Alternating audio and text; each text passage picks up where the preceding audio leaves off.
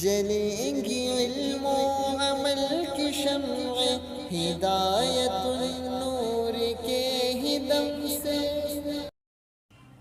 شروع اللہ کے نام سے جو بہت مہربان نہایت رحم والا تو ہے۔ حضرت مجدد الفسانی رحمۃ اللہ علیہ فرمایا کہ 10 چیزیں ہیں جو مسلمان کے اندر ہوں گی تو وہ متقی پرہیزگار کہلائے گا، ورنہ نہیں کہلائے گا۔ ان میں سے چند چیزیں آج آپ کو بتاتا ہوں، باقی انشاءاللہ ہے۔ سب سے پہلی بات انہوں نے یہ لکھی ہے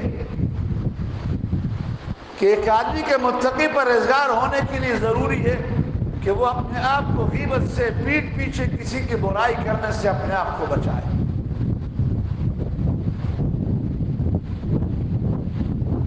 مسلمانوں میں مشہور و معروف بات ہے، سب جانتے ہیں، قرآن کے روح سے، قرآن کی آیت سے غیبت کرنا حرام ہے، منع ہے۔ وَلَا يَغْتَبْ بَعْضُكُمْ بَعْضًا، قرآن نے کہا ہے، اسی لیے اس کو حرام اور گناہ کبیرہ میں شمار کیا گیا ہے۔ اور نبی کریم صلی اللہ علیہ وسلم نے پیٹھ پیچھے کسی کی برائی کرنے کو الغیبۃ اشد من الزنا فرمایا ہے کہ زنا اتنا بڑا گناہ نہیں ہے جتنا کہ کسی کے پیٹھ پیچھے برائی کرنا گناہ ہے۔ یہ سب مشہور و معروف ہے، لیکن میں آپ کے سامنے غیبت کے بارے میں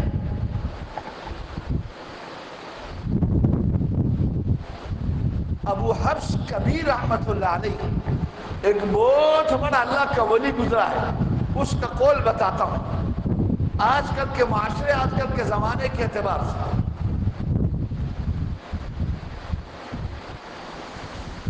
وہ غیبت کے بارے میں، خاص کر علماء کی غیبت کرنا، دیندار طبقے کی غیبت کرنا، اس کے بارے میں وہ ایک عجیب بات لکھتے ہیں۔ ابو حفص کبیر رحمۃ اللہ علیہ فرماتے ہیں کہ جو آدمی دیندار لوگوں، متقی پرہیزگار لوگ، عالم صالح، متقی پرہیزگار، دین جاننے والا، دین پر عمل کرنے والا، دین کی خدمت کرنے والا، اس کی غیبت کرتا ہے، اس کی برائی کرتا ہے، اس کی طعن و تشریح کرتا ہے، تو وہ اللہ کا ولی یہ کہتا ہے، اپنی کتاب میں لکھتا ہے کہ یہ آدمی جو ان کی برائی کرنے والا ہے، وہ کل جب محشر کے میدان میں آئے گا تو اس کے پیشانی پر بڑا سا لکھا ہوگا آئس من رحمت اللہ، یہ اللہ کی رحمت سے مایوس ہے، اللہ کی رحمت سے دور ہے۔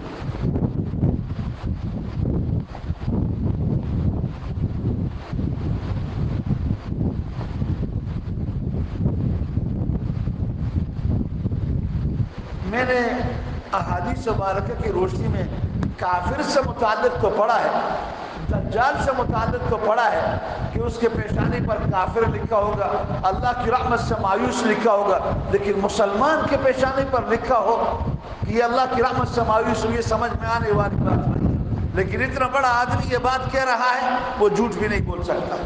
وہ یہ کہہ رہا ہے، جو ایک عالم، ایک دیندار، متقی پرہیزگار آدمی کے پیچھے باتیں کرے، غیبت کرے، اس کی برائی کرے، اس پر لعن طعن کرے، تو ابو حفص کبیر رحمۃ اللہ علیہ، اللہ کا ولی، وہ یہ کہتا ہے کہ قیامت کے دن محشر کے میدان میں جب یہ آدمی آئے گا تو اس کے پیشانی پر لکھا ہوگا آئس من رحمت اللہ، یہ اللہ کی رحمت سے دور ہے، محروم ہے، اس کو اللہ کی رحمت نہیں ملے گی۔ اب آپ میں سے کوئی تیار ہے اس بات کے لیے کسی عالم کی برائی کرے؟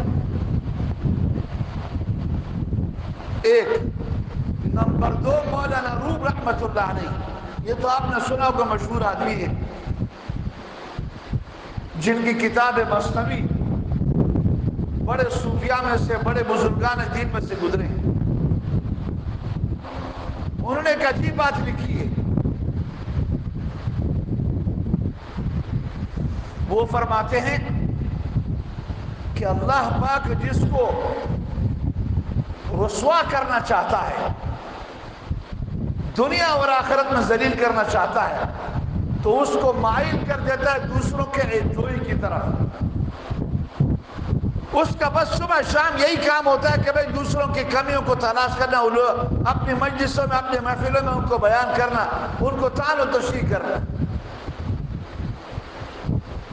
پھر فرمایا کہ اللہ پاک جس کے ساتھ بھلائی اور خیر کا ارادہ کرتا ہے تو اللہ پاک اس کی زبان کو بند کر دیتا ہے۔ جو لوگ معاشرے میں برے ہیں، معیوب ہیں، گندے کام کرتے ہیں، ان پر بھی وہ اپنی زبان نہیں کھولتا۔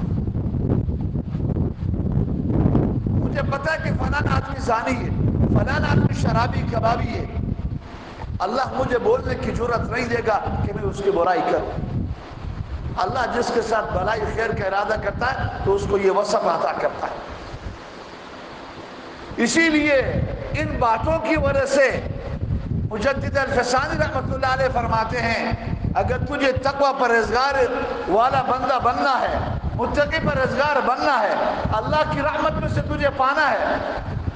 دنیا میں تو کافر کو بھی رحمت ملتی ہے۔ اگر آپ کہو کہ میرے پاس بہت سارا مال ہے، میری بہت ساری اولاد ہے، میرے بہت شہرت ہے، منصب ہے، میں بہت بڑے پارٹی کا آدمی ہوں، میں وزیر اعظم ہوں، میں فوج کا بڑا ہوں، میں تو اللہ کی رحمت نہیں تو اور کیا ہے؟ تو ہم کہیں گے کہ بھئی یہ تو کافروں کے پاس بھی ہے، آپ سے زیادہ یہودیوں کے پاس، آپ سے زیادہ عیسائیوں کے پاس، آپ سے زیادہ ہندوؤں کے پاس۔ یہ تو دنیا میں اللہ پاک ہر ایک کو یہ رحمت دیتا ہے۔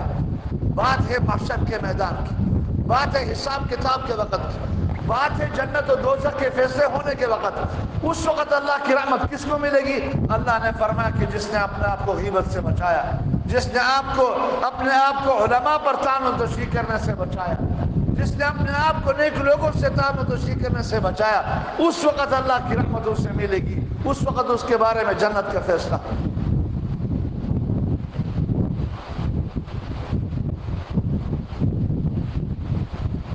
گپ شپ کی بات نہیں کرتا ہوں بھائی، آپ سے وہ بات کرتا ہوں جو قرآن و حدیث سے میں نے سمجھا ہے، جو میں نے اپنے بزرگوں سے پڑھا ہے۔ آپ اس کو نہ مانیں، آپ اس پر عمل نہیں کریں، میرا کچھ نہیں جائے گا، میری ذمہ داری ادا ہو جائے گی کہ آپ کے کان تک میں نے بات پہنچا دی۔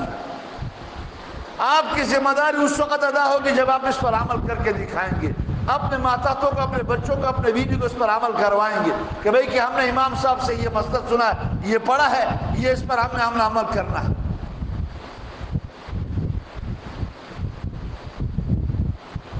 تم اپنے گھر میں تقوی پرہیزگاری پیدا کرو، تمہارے گھر کی عورتیں باپردہ ہو جائیں، تمہارے گھر موبائل کا استعمال بے حیائی کے لیے نہ ہو۔ اللہ کا وعدہ ہے کہ میں تمہارے گھر میں رحمت داخل کروں گا، تمہیں بیماریوں سے، مصیبتوں سے، حالات کی پریشانیوں سے، لوڈ شیڈنگ سے، حکومتوں کے ظالم سے تمہیں بچاؤں گا۔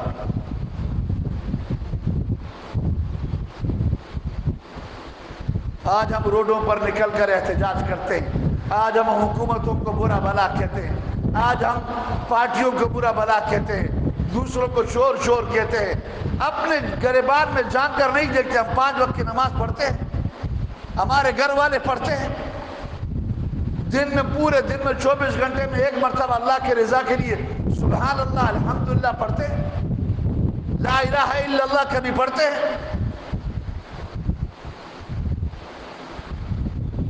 اور یہ دیکھیں کہ ہمارے گناہ کتنے ہیں، ہم طعن و تشریح کتنے کرتے ہیں، برا بھلا لوگوں کو پیٹ پیچھے کتنا کہتے ہیں۔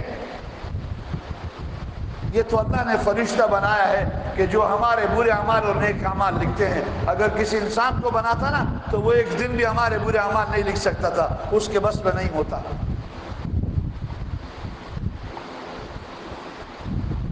نمبر 2، حضرت مجدد الفسانی رحمۃ اللہ علیہ نے لکھا ہے کہ اگر تم اپنے آپ کو متقی پرہیزگاروں میں سے بنانا چاہتے ہو، اللہ کی رحمت سمیٹنا چاہتے ہو، اپنی طرح متوجہ کرنا چاہتے ہو، بدگمانی سے بچو۔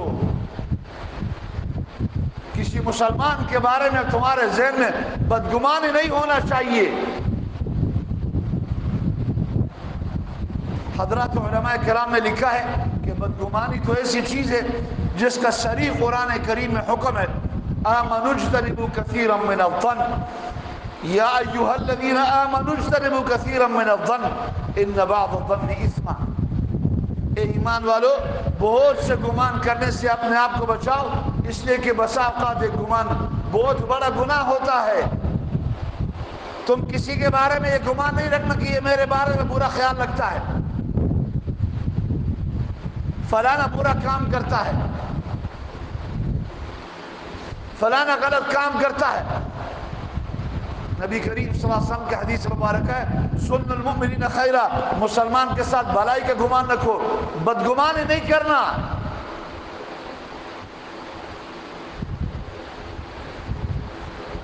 ایک صحابی کے بارے میں نے پڑھا ہے، اس کے بارے میں نبی کریم صلی اللہ علیہ وسلم فرمایا کہ یہ آدمی جنتی ہے، یہ جنت میں جائے گا.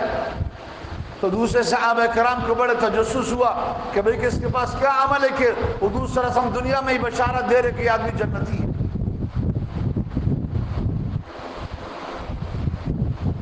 تو دوسرے صحابی اس کے پیچھے لگ گئے، اس کے گھر میں چلے گئے، 3-4 دن تک اس کے ساتھ رہے کہ کیا عمل کرتا ہے، کیا اس کے پاس ایسی نیکی ہے کہ حضور صلی اللہ علیہ وسلم فرما رہے کہ آدمی دیکھو جنتی آ رہا ہے.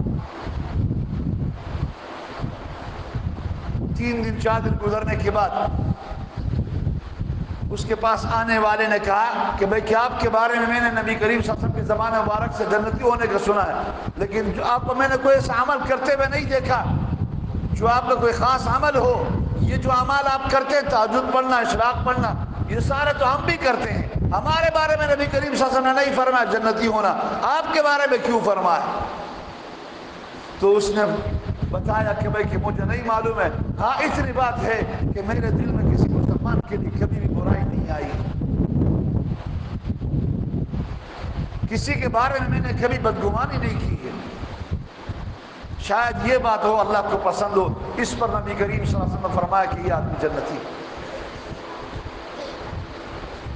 اس لیے مجدد الفسانی رحمۃ اللہ علیہ فرماتے ہیں کہ متقی پرہیزگار اگر بننا ہے، اپنے آپ کو اللہ کی رحمت کا حقدار بنانا ہے، یہ نہیں فرمایا کہ نماز پڑھو، تلاوت کرو، ذکر و اذکار کرو، 24 گھنٹے مسجد میں بیٹھو، سال بھر اعتکاف کرو، بلکہ یہ فرمایا کہ اپنے گھر کے اندر، اپنے دکان کے اندر، اپنے دفتر کے اندر جب بھی کسی محفل میں بیٹھو، جب بھی کسی سے بات کرو، غیبت نہیں کرنا، کسی کے پیٹھ پیچھے برائی نہیں کرنا، کسی کے بارے میں بدگمانی نہیں رکھنا. ایک جملہ ہمارے ہاں مشہور و معروف ہے، وہ آپ کو بتاتا ہوں. ہم کہتے ہیں کہ یار یہ آدمی مجھے ایسے ہی برا لگتا ہے، میرے ساتھ اس نے کوئی برائی نہیں کی، کسی کے ساتھ برائی کرتے میں نے نہیں دیکھا، میں کہتا ہوں کہ یہ ویسے مجھے برا لگتا ہے. میں نے کہا یہی بدگمانی ہے، یہی تمہارے اندر کبھی بھی تقویٰ پرہیزگاری آنا نہیں دے گا، اللہ کی رحمت کا مستحق ہونا نہیں دے گا.